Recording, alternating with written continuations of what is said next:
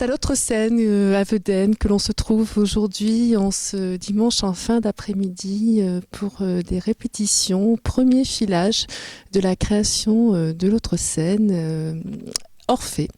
Orphée, mythe grec qui a inspiré de nombreux metteurs en scène et aujourd'hui c'est une metteur en scène femme qui est à côté de moi, Fanny Giorda. Bonjour. Bonjour. Et Orphée, Maxima Marchand. C'est ça, bonjour. Merci à tous les deux. Alors, metteur en scène femme, c'est vrai que c'est quand même relativement rare et c'est un honneur de vous mettre dans mon invitation, à travers mon invitation. Orphée, c'est quand même... vous avez mis la barre un petit peu haute aussi, j'ai envie de vous demander, Fanny. Alors la barre haute, je ne sais pas, mais en tous les cas, oui, on avait vraiment envie de travailler sur le mythe d'Orphée, qui est évidemment un mythe très célèbre et très joué, chanté. Voilà, il y a eu beaucoup d'œuvres dessus. Par contre, c'était un choix par rapport à notre Orphée, l'Orphée de Lully, qui est en fait une œuvre de 1690 qui n'a jamais été montée depuis. Voilà, donc c'était une vraie redécouverte de cette œuvre et une envie vraiment de créer voilà, quelque chose de dramatique, de théâtral et de musical en même temps. Donc oui, on s'attaque à quelque chose de très imposant, mais avec beaucoup de plaisir et vraiment cette envie de faire découvrir l'Orphée de Lully. Voilà. Alors qu'est-ce qu'elle a cette particularité dans le cadre de votre mise en scène? J'ai vu que c'était une mise en scène à la fois, si je peux me permettre, assez aussi sensuelle, j'ai envie de dire, parce que voilà, il y a tout ce déambulement des chœurs, il y a les tenues, il y a ces costumes-là, il y a cette féminité-là entre Orphée, Vénus et les autres. Qu'est-ce que vous avez vraiment tenu à mettre en place dans le cadre de cette mise en scène, Fanny? Alors déjà, c'est l'œuvre qui est dramaturgiquement très intéressante. Elle est très théâtrale. On a des personnages définis qui sont vivants, on ressentent beaucoup de sentiments, beaucoup d'émotions. Et donc, ce sont les sentiments humains et la passion humaine qui est mise en avant avec cette œuvre. Donc, c'est vrai que la mise en scène va vraiment dans cette direction. On avait envie de travailler le corps parce que c'est une histoire d'amour. C'est une histoire d'amour qui est déchirante. Elle en arrive à tuer l'amour de sa vie, donc Orphée. Alors, tuer Eurydice, voilà, et à se tuer à la fin. Donc, c'est vrai qu'il y a vraiment des émotions très fortes qui sont mises en avant et qui sont jouées théâtralement. Après, le choix esthétique de mise en scène, c'est la sobriété et c'est vraiment de laisser les émotions passer par la scène et par les corps. Oui, effectivement. Alors, dans le cas des opéras, c'est vrai, il y a toujours ces passions qui sont mises, ces histoires d'amour. Il y a toujours, à la fin, il y a toujours quelqu'un qui meurt. Voilà, c'est toujours le drame, les grosses larmes, etc. Et vous, dans cette mise en scène, on a vraiment l'impression que c'est paradoxal. Il y a effectivement ce drame, mais il y a aussi cette énergie que vous... Je pense que c'est vous qui avez su les mettre en place parce que je vous ai vu à travers la répétition. Vous êtes quand même très exigeante, très présente. Dans vos explications, vous transmettez votre énergie. Comment vous arrivez à donner tout ça au chœur, aux solistes? C'est du spectacle vivant. Voilà, on est des êtres humains avec nos passions et c'est vrai que c'est un métier passionnel. Donc j'essaye de faire passer cette énergie. Je pense que pour travailler, voilà, il faut vraiment travailler le corps, travailler la psychologie. Dans cette œuvre, donc le théâtre est vraiment important. Il faut travailler le personnage, sa psychologie, les émotions. Ce sont des émotions universelles qui sont mises en avant et qu'on met en place. Après, le travail scénique est important. Il doit être en place donc avec la musique. On travaille ici avec 2 chœurs amateurs. Pour certains, c'est la première fois qu'ils montent sur scène et vraiment, je leur en félicite parce que voilà, ils prennent beaucoup de plaisir à être sur scène et c'est vrai que voilà, ça demande beaucoup d'énergie et j'essaye de transmettre cette passion et cette envie de partager ce plaisir d'être sur scène. Alors, musicalement, on vous parlait d'orchestre, c'est aussi une petite formation. Est-ce que justement ça procure ce côté intimiste de cette œuvre ?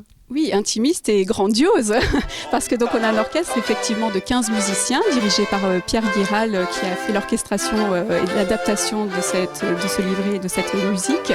Et c'est vrai que c'est forcément un plus d'avoir un orchestre, un chœur donc de 90 choristes, 8 solistes, des danseurs. On est dans un spectacle total, d'où cette passion quand même des sentiments qui sont mis en exergue, avec voilà un vrai spectacle vivant, actuel en fait. Voilà, même s'il date de 1690, et voilà, On voulait montrer que c'est très proche des gens. Et avec ce spectacle, on est vraiment très proche du public d'aujourd'hui. Alors, Maxima, vous interprétez Orphée. Premier, vous essayez. Premier ressenti de cette première répétition, ce premier filage. Premier ressenti de ce premier filage, il y a du travail. La première est dans à peu près une semaine maintenant, mais je pense qu'avec de la concentration, on va y arriver. Là, on a vu toute la mécanique se mettre en place, les costumes, les maquillages, les décors, les accessoires. Je pense que mercredi, ça va rouler. J'ai bon espoir, parce que effectivement la mécanique est en place. C'est, même pour les solistes, pour nous, on voit nos entrées, nos sorties, les transitions, où est le cœur, où sont les éléments de décor définitifs qu'on attendait. Tout ça se met en place maintenant, et on se rend enfin compte des choses spatialement où elles sont. Là, ça y est, il me semble qu'on a intégré les choses, on les a vues telles qu'elles sont censées être, donc on va pouvoir avancer avec ça dans la tête. Ça va se déposer pendant 2 jours en nous, et puis mercredi, on repart à l'attaque. Voilà. Alors, Orphée, c'est un personnage que vous avez déjà interprété. C'est une première pour vous, et qu'est-ce qui vous inspire ce personnage réellement dans sa psychologie, j'ai envie de dire? Alors, en fait, non, c'est pas une première. En fait, moi, je suis comédien, j'ai fait le conservatoire, et là, je sors d'une école de théâtre. Et il y a quelques années, j'ai joué Orphée, le visage d'Orphée de Olivier Py. J'étais Orphée, parce qu'en fait, dans le texte, il est marqué qu'Orphée est roux. Et il se trouve que j'ai la chance d'avoir hérité de cette couleur de cheveux. Par contre, musicalement, c'est la première fois. Et je suis vraiment très content de faire ça. J'ai commencé à chanter il y a à peu près 4 ans.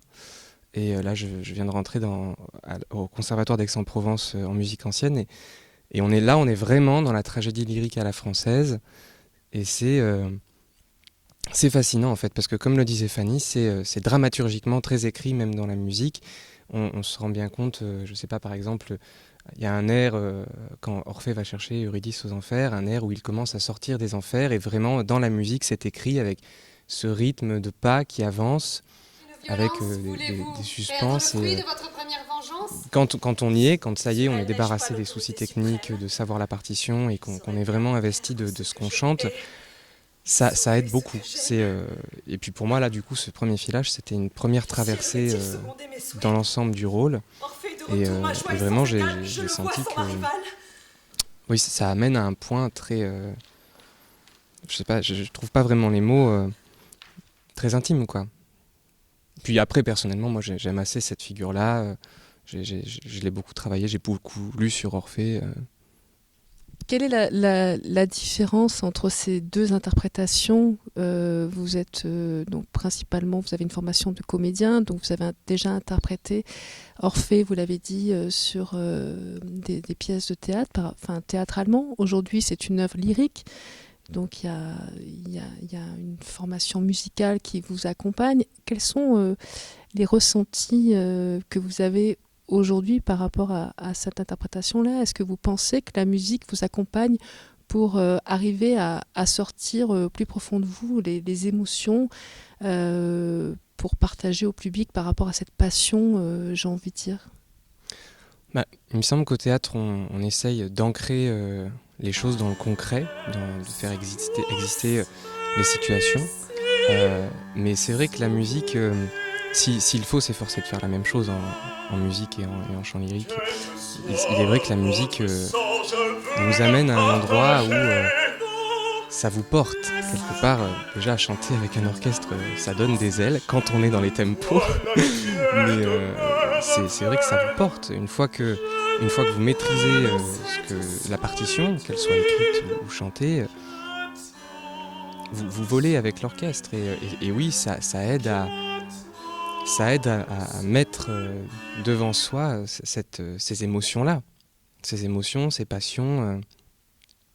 C'est assez prenant, en fait.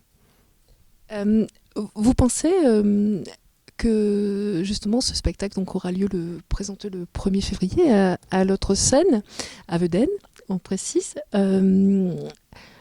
Cette œuvre, vous pensez qu'elle se présente à n'importe quel public? Est-ce que vous pensez que le jeune public aussi et peut-être, j'ai envie de dire, sensibilisés par ce mythe, par ces interprétations, parce que vous êtes tous des jeunes solistes, donc c'est la jeune génération, c'est les jeunes talents aussi. Est-ce que c'est aussi la présentation du jeune public ?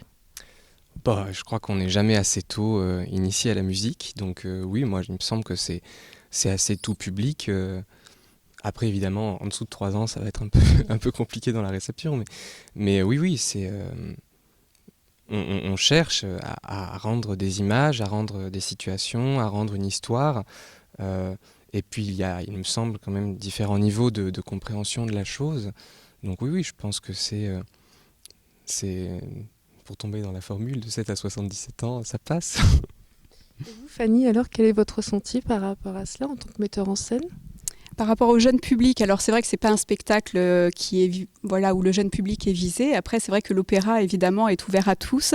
La mise en scène se veut justement très proche des gens, plutôt contemporaine. On a souvent une image un petit peu désuète de l'opéra. J'espère que justement des spectacles comme on peut les monter actuellement, il y a beaucoup de metteurs en scène qui vont dans cette direction-là, permettent justement d'ouvrir sur un nouveau public. Je sais que c'est aussi un travail très important ici à l'autre scène d'ouvrir sur le jeune public, d'avoir des spectacles plutôt contemporain, qui mélange différents arts. Et c'est vrai que là, notre Orphée va dans cette direction. Après, c'est vrai que c'est un spectacle pas spécialement pour le jeune public, mais adapté à tous, oui, effectivement. Donc on peut venir en famille, forcément. Oui, on peut venir en famille avec plaisir. Voilà. Après, c'est vrai que peut-être après dans les images, à voir. Mais on touche des sentiments vraiment universels. On est sur des choses qui sont humaines et qui sont dans cette passion. Et je pense que c'est un vrai partage avec le public à avoir.